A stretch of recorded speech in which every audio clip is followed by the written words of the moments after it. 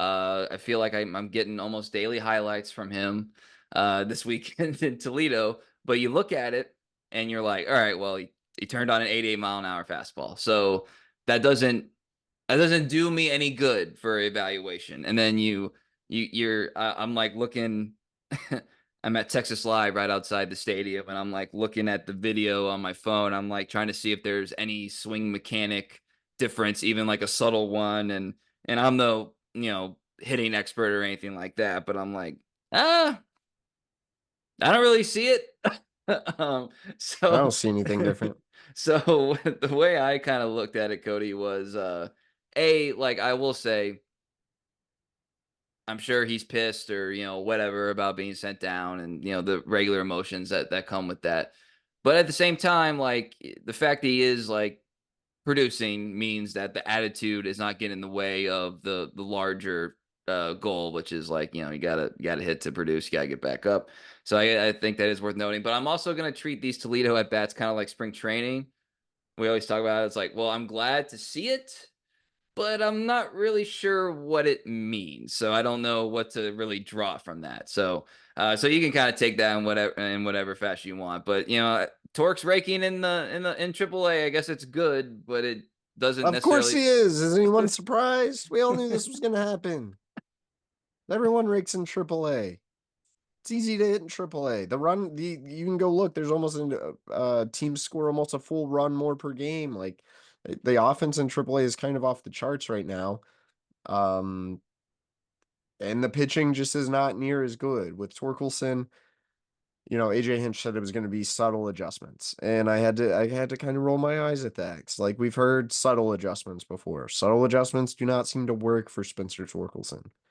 I understand, you can't just, or can you? Or can you make a bigger change mid-season? I think he needs it, and if he doesn't need it, I wish the Tigers would communicate a more detailed plan to their fan base in terms of here's what we want Torque to do differently. Here's what we are working on him with.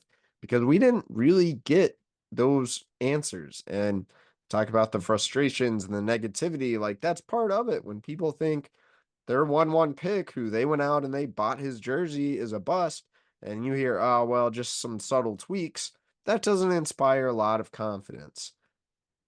I'm sure the videos on Twitter of him turning on 88 maybe inspire some confidence, but unfortunately, that's the thing that shouldn't inspire any confidence because he's never going to see that pitch in the major leagues. There are a couple other balls he hit, I think, for doubles that I saw that video and I was like, a major league outfielder probably catches that ball.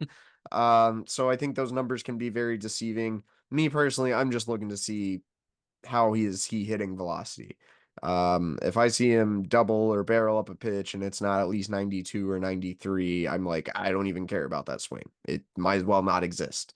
And I would imagine the Tigers are looking at something similar with that. I want to see him hit velocity. I want to see him use the right center field gap a little bit. I want to see him cover the outer half of the plate. I want to see him to be able to do all of those things without fixating on one of them. It seemed like early in Torque's career, we could see him kind of go oppo, but he had no pull power. And then he went all in on pull power and he never hit the ball in the opposite field gap. Like those are just little things I'm going to be looking for. I would love to know what the team's actual plan with Torkelson is because I'm worried that it's not going to be a big enough adjustment to make a sizable difference.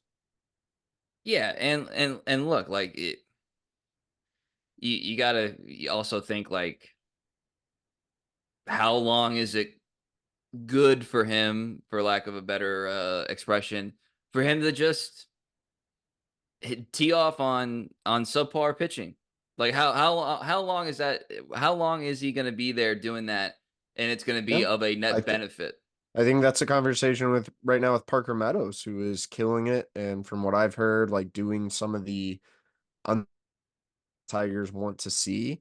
And he hasn't gotten brought up. I think he's knocking on that door and knocking very We're not talking loudly. about him, and I've Yeah, thought about when is the time to bring that up too. I think it's now, and because it is kind of interesting. Like, so you bring up Parker, you actually, my understanding is the team thinks he's actually a little better equipped to cover up and away and the spin down. That's kind of what he had to do. Is he actually doing that? Will it help against the majors? We'll see.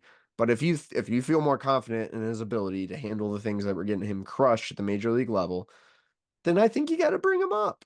And I guess it's like, well, so who goes down? I hate to be cruel, but like, I don't like Akil, like I think there is more to gain from having Parker at this level than Akil, who's not playing a ton anyway and hasn't shown a ton to really get you hype about right now. Since you brought Jay Hin up, I think you got to give him some leash, but You gotta give him a run.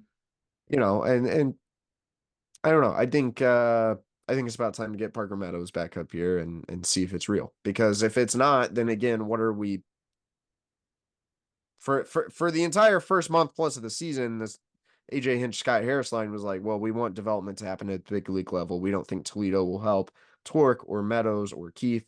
And it got so bad with both Meadows and Torque that you just had to send them down. In part because they were just hurting the major league team and you just couldn't do it. So one of those guys worked out, proven some things.